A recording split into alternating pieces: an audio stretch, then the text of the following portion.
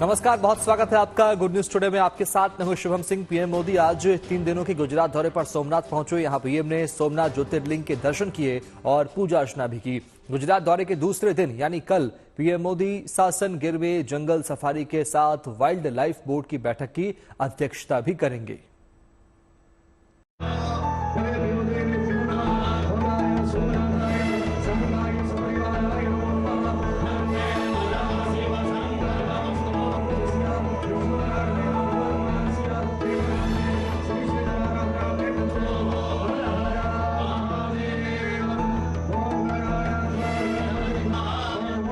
तीन दिनों के गुजरात दौरे के पहले दिन प्रधानमंत्री नरेंद्र मोदी भगवान सोमनाथ के दर्शन के लिए पहुंचे। सोमनाथ में पीएम के पहुंचने का वक्त 2 बजे था, लेकिन उनका काफिला करीब 2 घंटे की देरी से शाम 4 बजे सोमनाथ पहुंचा।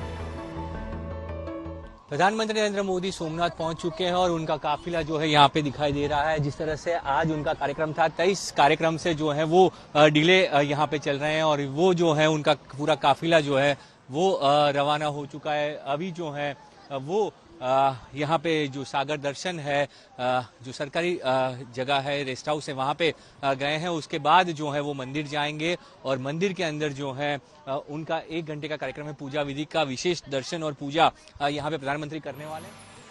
सोमनाथ पहुंचने के बाद पीएम नरेंद्र मोदी ने सबसे पहले सरदार पटेल की प्रतिमा पर पुष्प अर्पित किए और वहां मौजूद जनता का अभिवादन भी स्वीकार किया। इसके बाद प्रधानमंत्री का काफिला सोमनाथ मंदिर परिसर पहुंचा। मंदिर में नंदी महाराज को प्रणाम करने के बाद प्रधानमंत्री नरेंद्र मोदी ने 12 ज्योतिर्लिंग में प्रथम ज्योतिर्लिंग भगवान सोमनाथ को नमन किया। सोमनाथ ज्योतिर्लिंग पर जल चढ़ाने के बाद प्रधानमंत्री यहां सोमेश्वर महादेव पूजा में शामिल हुए।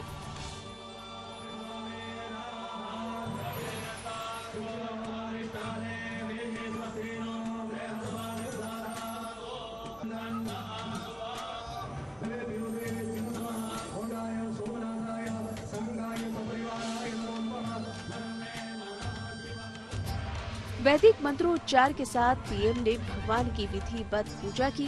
शिवलिंग का जल, दूध, शहद और पंचामृत से अभिषेक किया।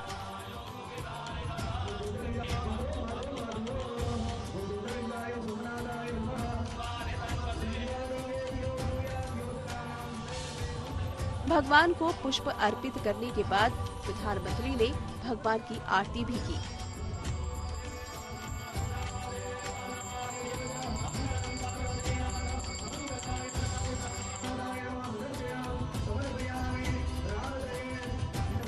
करीब 45 मिनट के बाद सोमेश्वर महादेव पूजा संपन्न हुई और प्रधानमंत्री का काफिला सासन गिर की तरफ निकल पड़ा।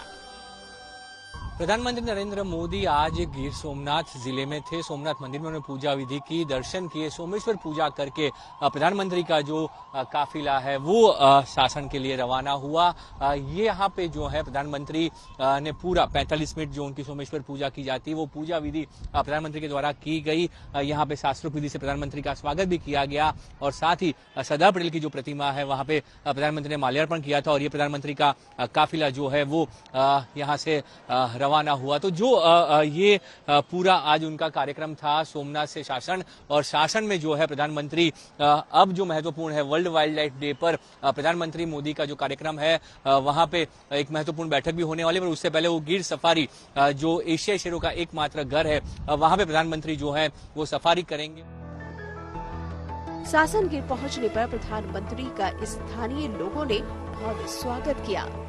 प्रधानमंत्री यहां सिंह सदन में रात्रि विश्राम करेंगे और कल वर्ल्ड वाइल्ड लाइफ डे पर गिर नेशनल पार्क में सफारी करने के साथ साथ वन्य जीव बोर्ड की बैठक की अध्यक्षता भी करेंगे।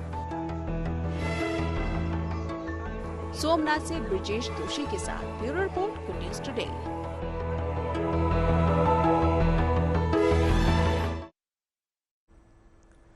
चमोली में बर्फ में दबे मजदूरों को बचाने का ऑपरेशन पूरा कर लिया गया है। इस हादसे के शिकार 54 मजदूरों में से 46 को सही सलामत बाहर निकाल लिया गया।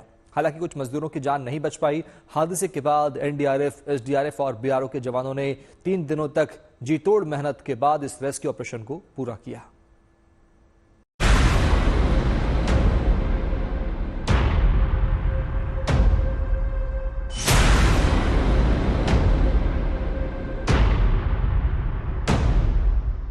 कुदरत की बेरुखी से चमोली में जब मजदूरों की जान जोखिम में पड़ी तो तमाम एजेंसियां दिन रात मिशन में जुट गईं। एनडीआरएफ और एसडीआरएफ के साथ बॉर्डर रोड ऑर्गेनाइजेशन के जवान तमाम खास उपकरणों के साथ बर्फ में दबी जिंदगियों को बचाने में दिन रात जुट गए। शुक्रवार को जब चमोली में बर्फीले तूफान ने तबाही मचाई तो 54 मजदूर इस मुसीबत में फंस गए थे।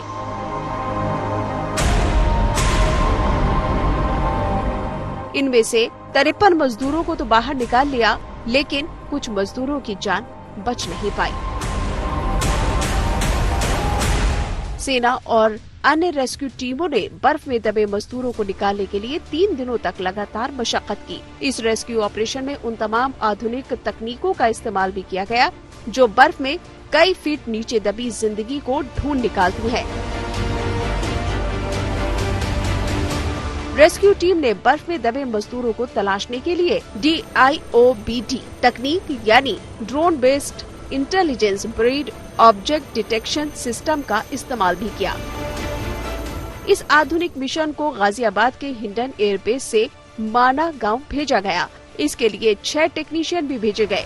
यहाँ से सेना के MI-17 हेलीकॉप्टर के जरिए सिस्टम को माना गांव भेजा गया। इस सिस्टम में थर्मल इमेजिंग का भी इस्तेमाल होता है। इस तकनीक से मलबे में या फिर बर्फीली वादियों में दबी जिंदगी को तलाशने में काफी मदद मिलती है।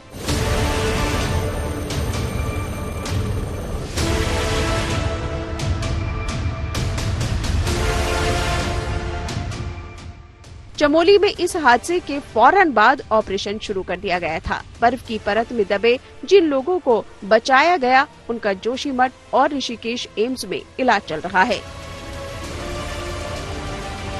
उनके लिए अभी report system, thermal imaging camera और स्निफर डॉग्स एनडीआरएफ के उनको माना भेजा गया है। तो आशा करते हैं, मौसम भी साफ है, कि ये जो 4 हमारे मिसिंग लोग हैं ये जल्द हमें मिल जाएंगे और उनकी तलाश के बाद ही ये ऑपरेशन कंप्लीट माना जाएगा।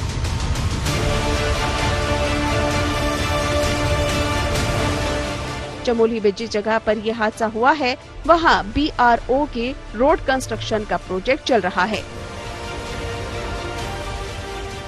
ये प्रोजेक्ट पूरे साल चलता रहता है, लेकिन जब बर्फबारी होती है या फिर ठंड बहुत ज्यादा पड़ती है तो मजदूर अपने कैंप में लौट आते हैं। मौसम साफ होने के बाद काम दोबारा से शुरू कर दिया जाता है। हादसे वाले दिन भी मौसम साफ था, लिहाजा मजदूर अपने काम में जुटे थे। तभी अचानक आए बर्फीले तूफान से मजदूरों को संभलने का मौका नहीं मिल पाया।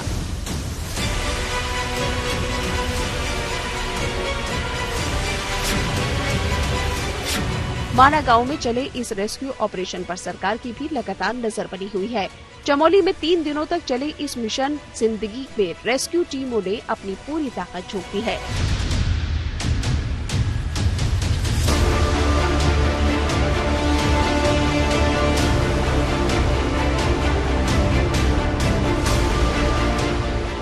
इस कोशिश का नतीजा ये रहा कि बर्फ की इस तबाही से 46 मजदूरों की जिंदगी बचा ली गई।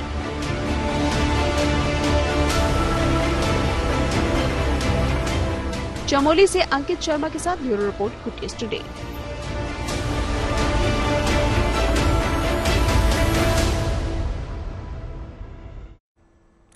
उत्तर भारत के कई पहाड़ी राज्यों में इन दिनों जमकर बर्फबारी हो रही है। चमोली के बाद आज लाहौल स्पीति में भी एवलांच की घटना हुई।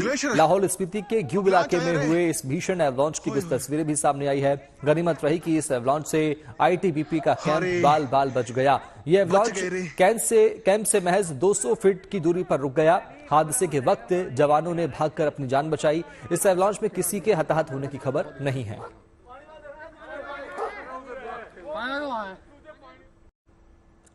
कश्मीर में भी इन दिनों जमकर बर्फबारी का दौर चल रहा है। कश्मीर घाटी में डोडा और आसपास के इलाकों में सभी पहाड़ियां बर्फ से ढकी हुई हैं। इस नई बर्फबारी से सैलानियों के चेहरों पर भी अब खुशी देखने को मिल रही है। खास बात यह है कि बर्फबारी कश्मीर के किसानों के लिए भी नई सौगात लेकर आई है।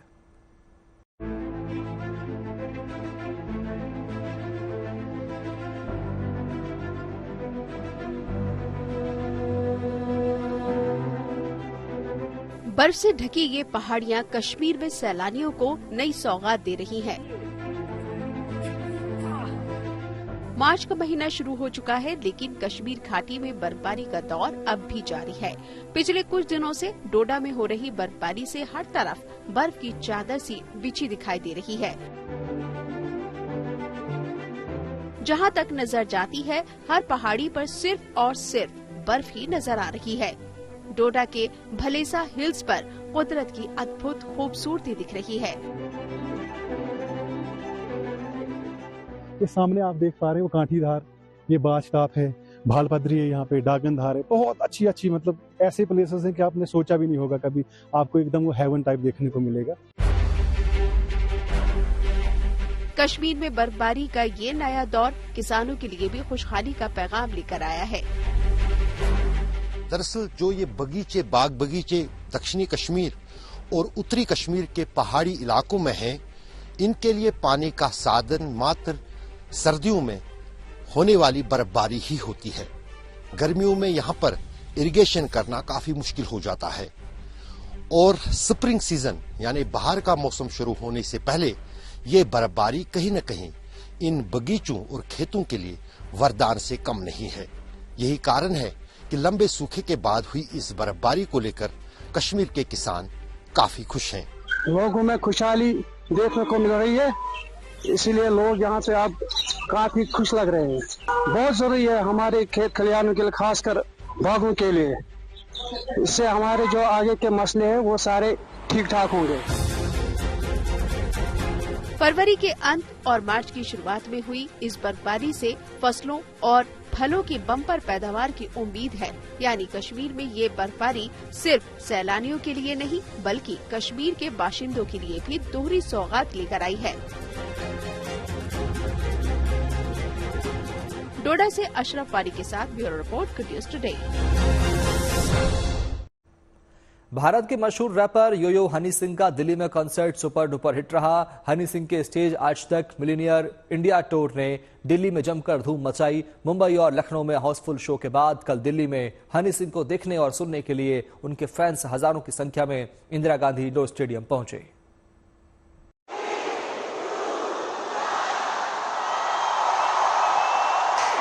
ये कहानी है एक ऐसे सुपरस्टार की जिसने म्यूजिक इंडस्ट्री के किसी रूल को नहीं माना। सिर्फ रॉ टैलेंट और अपने देसी जिगरे से म्यूजिक की एक नई रूल बुक ही लिख दी।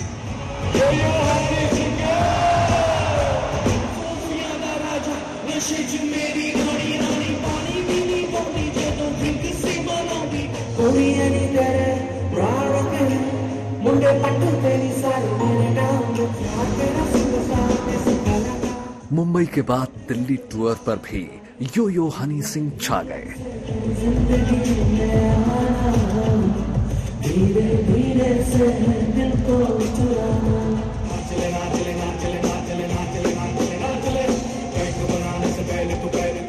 स्टेज आज तक मिलेनियर इंडिया टूर के दिल्ली में हुए कॉन्सर्ट में हनी सिंह की एंट्री कुछ इस अंदाज में हुई।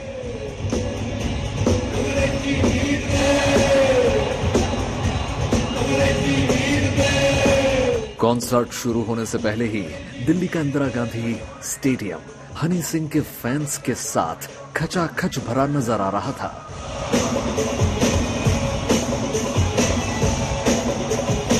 हनी सिंह के स्टेज पर आते ही फैंस का जोश दोगुना हो गया।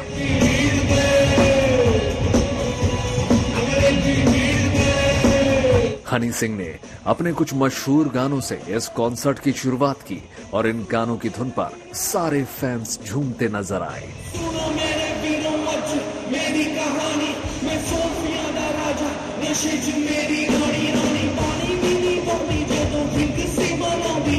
आगाज अच्छा होते ही हनी सिंह ने ऑल टाइम हिट गानों की झड़ी लगा दी। लोग झूम रहे थे, गा रहे थे, चीख रहे थे, चिल्ला रहे थे, शोर मचा रहे थे।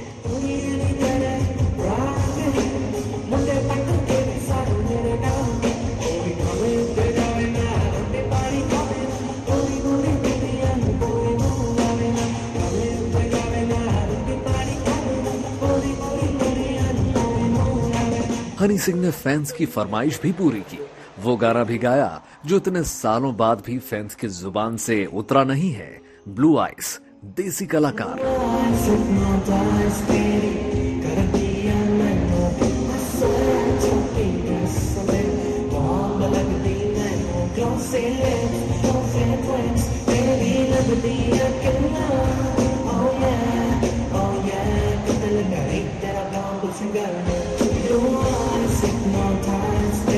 यो यो हनी सिंह ने वो सारे गाने सुनाए जिसने हनी सिंह को यो यो बनाया है।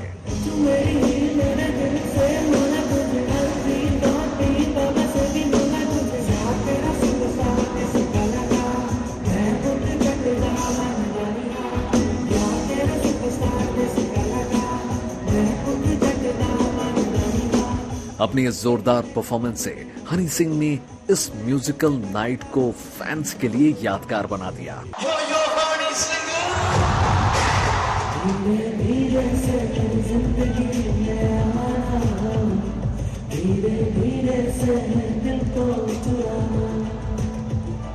तुमसे प्यार हमें है कितना जाने जाना, तुमसे मिलकर तुमको है बताना। हनी सिंह के लिए दिल्ली दिल है, तभी तो वो दिल्ली टूर के लिए काफी उत्साहित थे। मेरा शहर है दिल्ली। मतलब बहुत स्पेशल होने जा रहा है आज। बिल्कुल बहुत स्पेशल होने वाला है। एक्साइटेड आप भी हैं? जी जी बिल्कुल पूरे एक्साइटेड। लगातार चल रहा है लखनऊ के बाद, फिर ये थकान वकान तो नहीं लग रही है? नहीं, बस थोड़ा 2-3 घंटे सोने को मिल गया, बहुत है।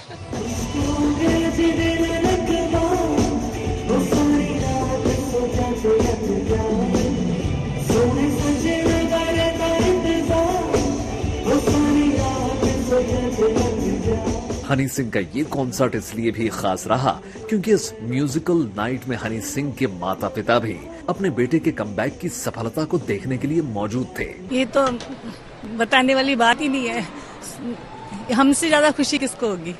आप सब लोग इतने खुश हो रहे हैं तो हम तो पेरेंट्स हैं ना, हमें तो बहुत अच्छा लग रहा है, बहुत ज्यादा। But I can't express my feeling. Simple. I'm so happy. आपका फेवरेट गाना कौन सा है अपने ही बेटे का? जे मैनू यार ना मिले तो मर जावा।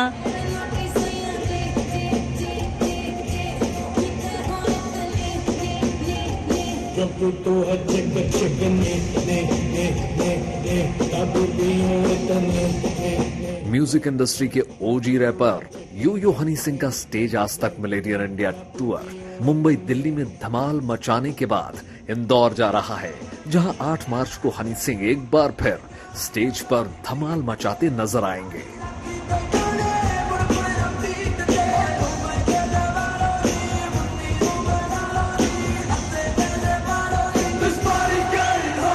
शशि तुषार शर्मा के साथ bureau report, good news today.